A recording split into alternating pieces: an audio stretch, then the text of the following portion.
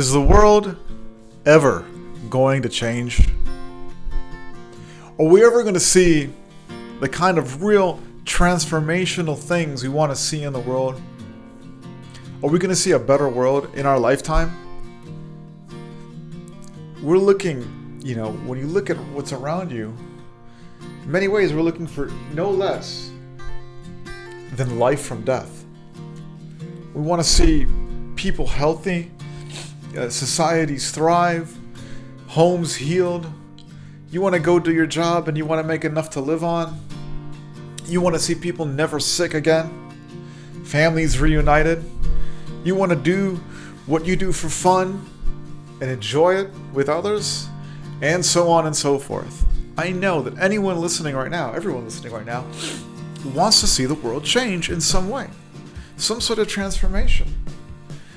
And a word that I love to use, and it gets, and there's a faith-based connotation, but I'm going to own that faith-based connotation. I'm going to speak a lot from it. But that word is revival, a collective experiencing of life. When's it going to happen? When's the world going to change? When are we going to really see the change we want to see in the world? Well, let me narrow it down and say, what is the specific transformation that you want to see in the world? Can you think, in your scope, in your life, what do you want to see change? And when I started thinking about it, I realized that I got to drill down on this and I got to get clear of the transformation that I want to see in the world. And what I want to see indie music culture transformed with healing power. I want to see people healed. I want to see homes healed, families healed, and I want to see communities healed. Within indie music culture, another way to say it is through the power of art. To see art bring healing to people. And I am fully aware of the supernatural, the spiritual context.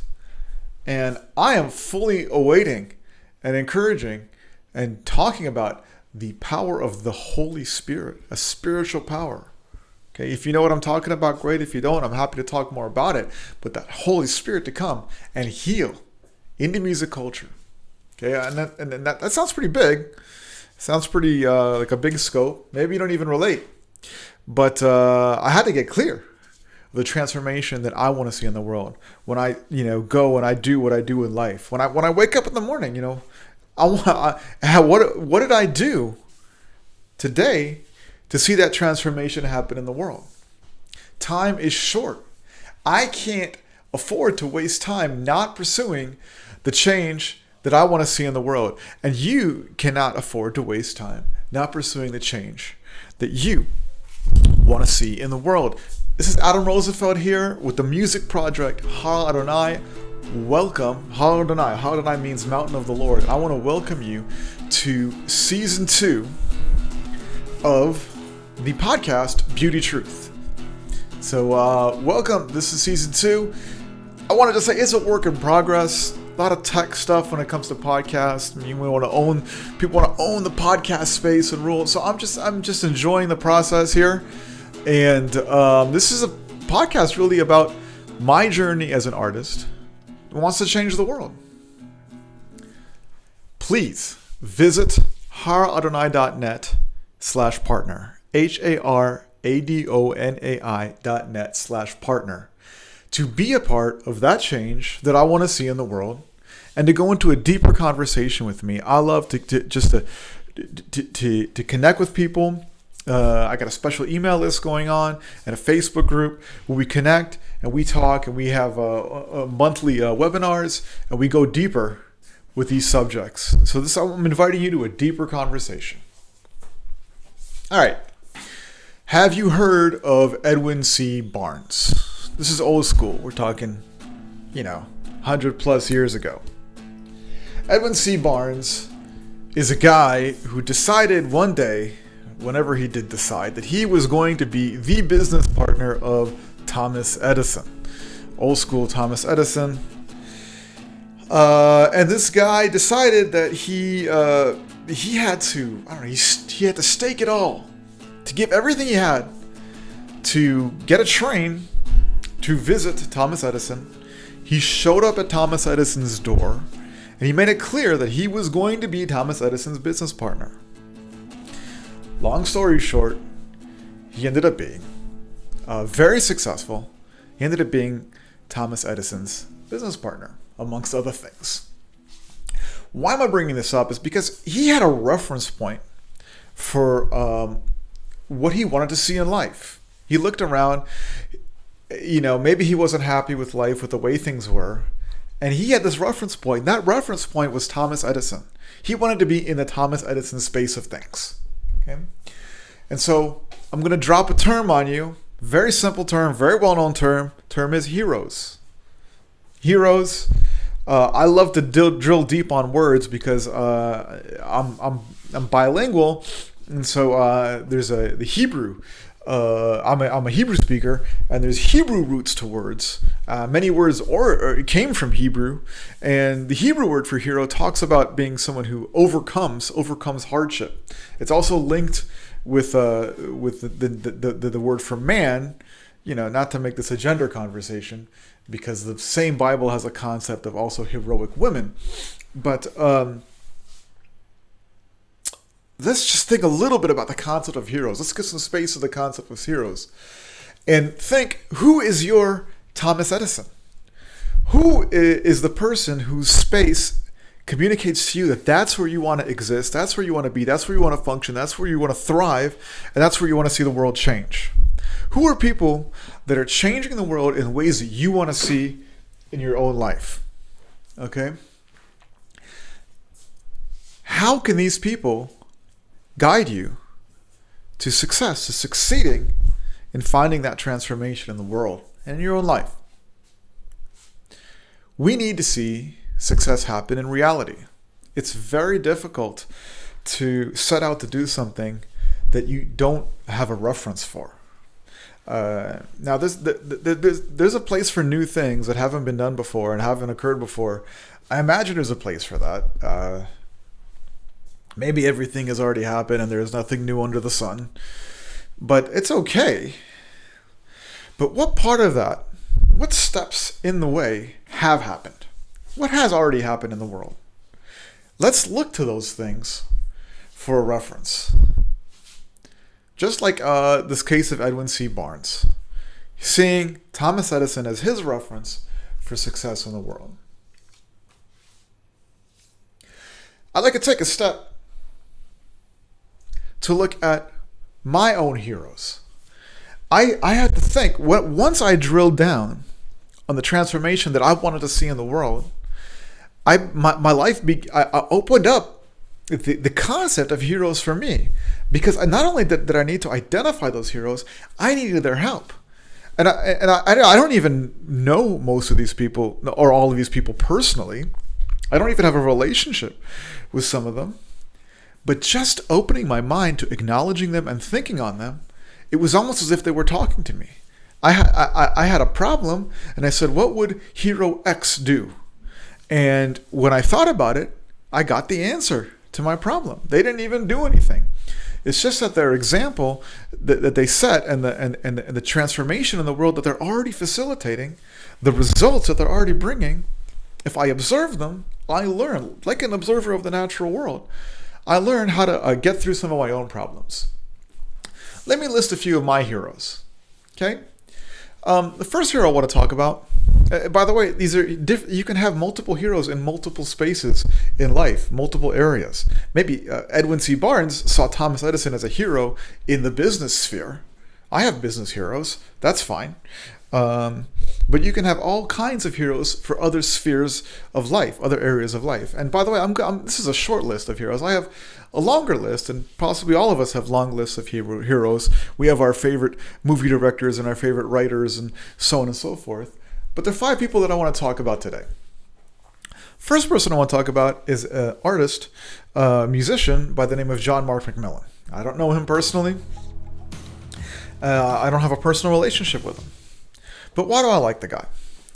What transformation is he facilitating in the world that I want to see? And one of those things is that he is doing truly new music, at least to me. A lot of times we listen to things and we say, oh, I've heard that before. I've seen that before. It's another example of this. It's another example of that. This guy, he is really, to me, making a new sound. And that excites me. So I'm drawn in to his music creation process. Okay, I'm following the guy because that is a music creation process that excites me and that I would like to a degree, follow for myself. I don't want to copy his sound, but I want to learn from him. He's my hero.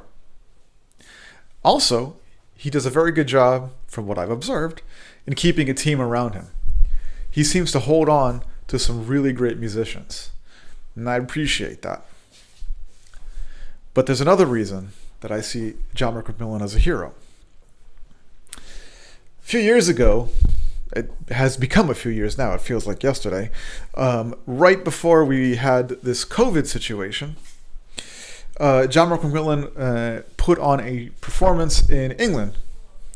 And I don't live in England, but I was considering hopping the pond to go to this performance. It was something that it was kind of on my heart to do, and I was looking forward to it. And I got sick, and I wasn't able to use that opportunity. And it ended up being the last performance before COVID, and everything got shut down. And after a while, that video got released on, what's it called? It got released on video, and you can see clips of it. Then you can buy it, but it's on YouTube. And I got to, at least through video, enjoy this performance. But I noticed something in the performance. That as the song, all these great songs went on, the cool songs, and the show went on, it was a great show. And it was his music, and he was doing a great job. The concert seemed to make way to bring people to a collective experience of worshiping God. That is not something that you expect when you go out to a club. You want to go see, I talked about indie music culture. You want to go see an indie band. You go out, you hang with your friends, you get some beers, do whatever you do. And I don't think people expect the event to transition into some sort of church time. But on the other hand, if you go to some event that's transcendental, that's inspiring you and changing your life, I want to see people leave that kind of event a better person, with healing in their heart. And I've been to so many concerts where it was like, that was a great concert, but now what? Yeah, we shouted, yeah, we ran around, but now what? How does my life get any better? And John Mark McMillan and his wife Sarah and their band, they made way to let God come in. Okay, now, if you believe in God or if you don't, that's okay. I'm speaking up to all of us. I'm not preaching to the choir here. But this guy, spiritually, he acted on his convictions and made way for God to work in his concert. And finally, in regards to John Mark McMillan, it was the first time where I saw an event like this happening, and there was no one from the older generation in the room. There was no mom and dad. There was no senior, older pastor or elder in the room. Not that that's a bad thing at all, but it was like the kids are doing this. Okay, and we're not all that young, but it was like the next generation is doing this. The next generation is putting on the indie show and giving space for God. My musical hero, John Mark McMillan. Hero number 2. This began in my desire to learn how to improve my life. I became interested in the concept of leadership. This is something that I've been dealing with for years, but I became a father. In order to do my music, I had to become a business owner. So father, business owner, so on and so forth. It's not long where you start needing to learn sound principles of leadership. Then you start hearing terms like coaching. These are all foreign things to me when I was younger, but they get more and more integrated in your life. And there was a guy that started blogging, and he just really got into this blogging thing, and he started to interest me. His name is Michael Hyatt. And I discovered his blog when I was researching morning routines one day. And he just said who he was. He was the retired CEO of Thomas Nelson Publishing. And he just likes blogging. Now, I don't know how exciting that is for you. If we're talking about indie music culture, who wants to hear, a retired CEO read his personal blog? But as I began to observe him grow with this blog, we're about I'm thinking about 6 years later, he has one of the biggest companies or one of the fastest growing companies in America. It's on some sort of top 500 list. And he transitioned his blog into this thriving business. And he creates just wonderful resources so you could learn how to teach yourself really leadership and coaching. And I've taken his principles and integrated them into a goal setting system that I use year in, year out, and I do not stray from it. Everything, even doing this podcast right now has to do with my goals, the goals that I've set for myself, goals that I've set to see the transformation that I want to see in the world. And so I really recommend this hero of mine, Michael Hyatt, and his coaching and leadership resources. And it should be noted that another reason that he has inspired me is because he comes from a culture, and you can observe that he comes from Franklin, Tennessee. I don't know if you've ever been to Franklin, Tennessee by Nashville, but there's a culture there that I want to point out, and the culture is about wowing people, about exceeding expectations. If you're in a service business, or if you're doing work and there's a constant desire to exceed expectations, to wow.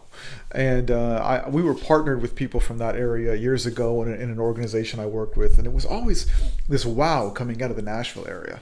And so that works into what he does as a business and in all of their marketing. And I do a lot of marketing.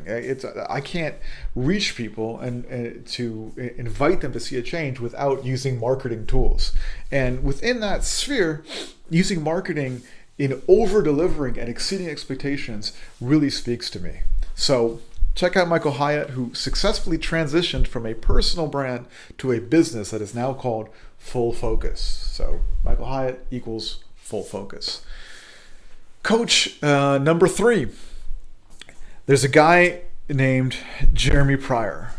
He's a personal friend, but he also has a public platform. And the reason that I was so drawn to this guy is because not only did we share the same faith and we talked about some of these faith-based things, but he was also active in the startup world.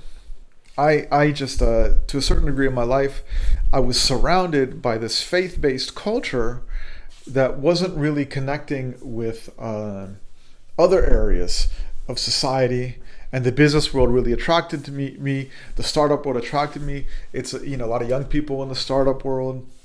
I would even go so far to say that skateboarding culture which I came from has influenced the startup world, has influenced the business of today. So this is a startup guy. He's a startup guy, but he shares my faith.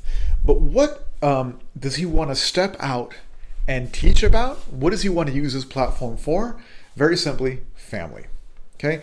He wants to talk about family. This is a hero of mine in regards to family, because he is tired of seeing the way family is operating as a whole in Western culture. Very simply, in Western culture, we're seeing the family as a collective of individuals. We're just putting individuals together in one building, in one house, and praising their individualism.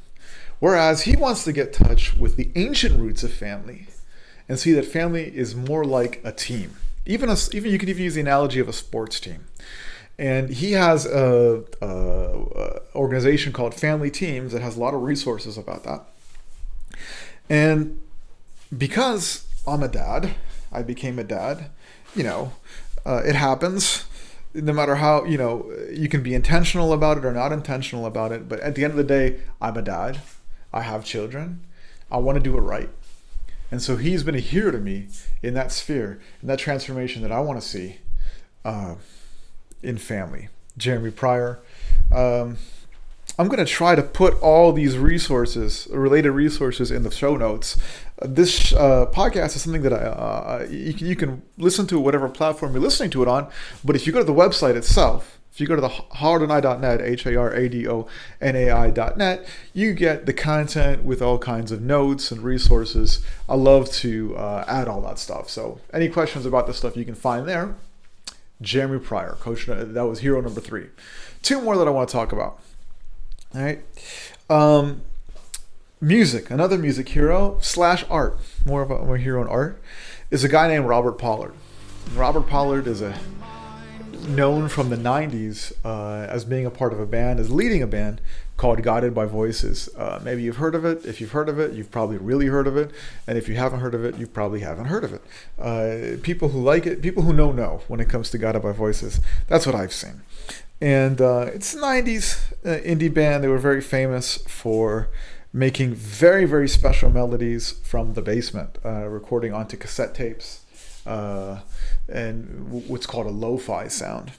And I could spend all day talking about this band. I really love this band, but I can't stand here on this podcast and vouch for everything that they've created as artists, everything that Robert Pollard, the main creator in this band, has created as an artist. But here is something that I am inspired by. Robert Pollard is 63, I think, right now, maybe 64. He's an older guy. And he's making music just as much as ever with the current lineup of Guided by Voices. They are averaging about 3 full-length albums a year. They're releasing vinyl records. Robert Pollard is doing his art with collages, visual art that goes together with the music. But the point is that he's created a framework for his art. He's been very faithful and diligent in creating a framework where he says, album here, collage here, side project here, concert here. He knows how to fill every little part of that framework with himself, with the gift that he has as an artist. And, side note, I've seen him try to do this for 20 years. And I've seen him do it over 20 years. And I've seen him do it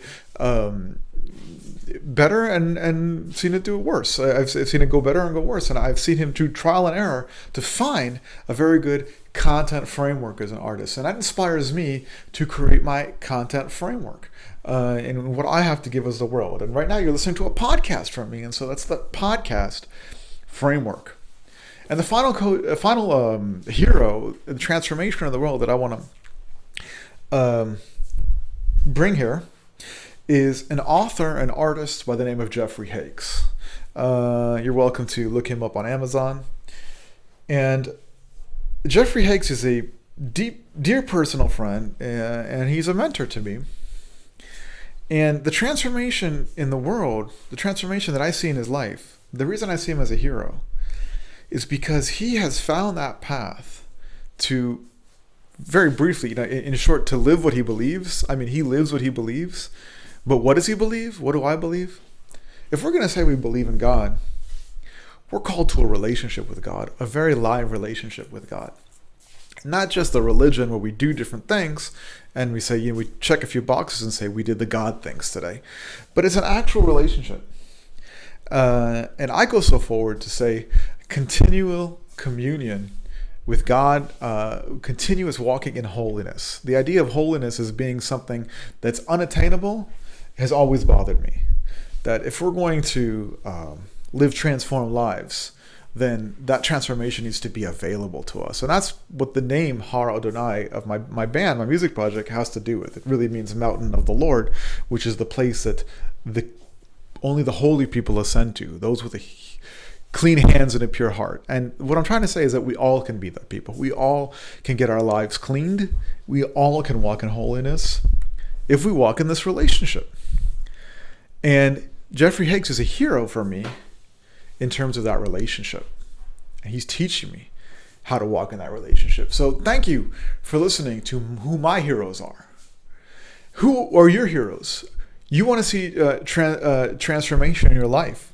Who are those people that you can think of in your life? Maybe you don't know them personally, but what can you learn from them to get that step closer to the transformation that you want to see in the world? I encourage you to reach out to the heroes, to reach out to your heroes. And just because Edwin C. Barnes had to take a train to see Thomas Edison. Maybe there was a Thomas Edison in his own town. Maybe there was somebody who was doing something that was close to what Thomas Edison was doing, that was closer to him. There might be a Thomas Edison near you, within your community. Somebody who could be closer to you and could be that hero to you. You don't have to go all the way to the end. You might be able to reach out to that closer person. You'd be surprised how many people are willing to give you their time to help you together see that transformation in the world. I confess that I still use Facebook, so you can guess my age, but age is no big deal for me, but on Facebook I saw something from finance guy Dave Ramsey. He was sharing something that said everybody needs 4 things. I'm sure this is taken from some famous book. I don't know what famous book it's from, but listen carefully. Everybody needs 4 things: a mentor, a coach, a friend, and a cheerleader. Everyone needs a mentor, a coach, a friend, and a cheerleader. Now, are we really pursuing this? How many of us are really filling in those gaps? Now, when I talk to you about my heroes, some of those heroes actually fill these gaps for me. I'm actually able to have a regular relationship with a mentor, a regular relationship with a coach, a regular relationship with a friend, and a regular relationship with a cheerleader. It hasn't always been the case. It's taken years to develop these relationships, but I've been able to have those things. And I truly believe that that is an essential part of being an artist and changing the world with your art. So, let's wrap this up, okay? Really quick. Why won't the world change? We need to be clear on that change we want to see in the world, that transformation. Then we need to start identifying where in the world that transformation really is happening. Where in the world or where in history. And then we want to reach out to those heroes that have made that transformation possible. If it's by observing them or if it's by actually connecting with them. Get a mentor, a coach, a friend, and a cheerleader. And if you've got those, be that for other people. Your time is precious, and it needs to go to changing the world. You're listening to Beauty Truth, a podcast from Har Adonai, the music project of Adam Lee Rosenfeld. That's me. And thank you for listening. I want to encourage you to visit haradonai.net/partner, haradonai.net/partner, to be a part of the change that I am working to see in the world. That indie culture transformed with healing power. Indie music culture transformed with healing power. Go visit that, haradonai.net/partner. Be a part of the change, come into a deeper conversation with me and with us together, and we can enjoy it. And so thank you for listening. We're going to leave with one of my songs from a recent collection of demo recordings. I just decided I enjoyed so much just making stripped down versions of my song, and I released them under the album name Best Practices Hang Around. And this song is called Trap is the Man, which is directly inspired from my relationship with my parenting coach, my family coach, Jeremy Pryor. Trapped is the man. Thanks, guys.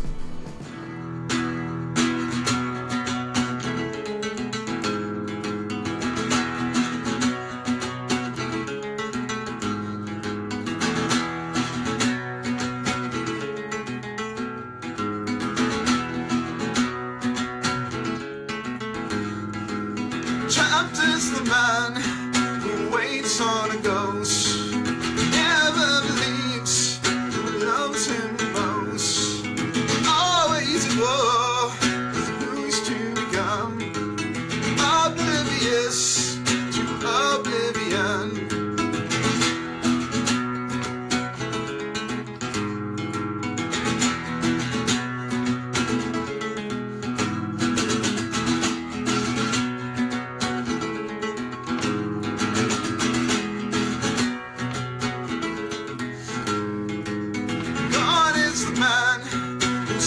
At the door, lies in the sheets and kicks on the floor, couldn't be held to definition.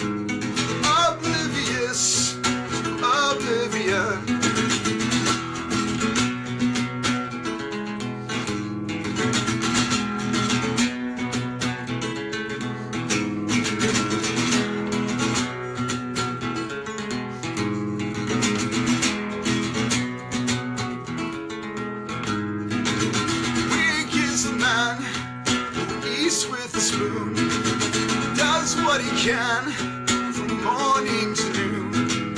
Waits in a fog, and such has begun. Oblivious to oblivion.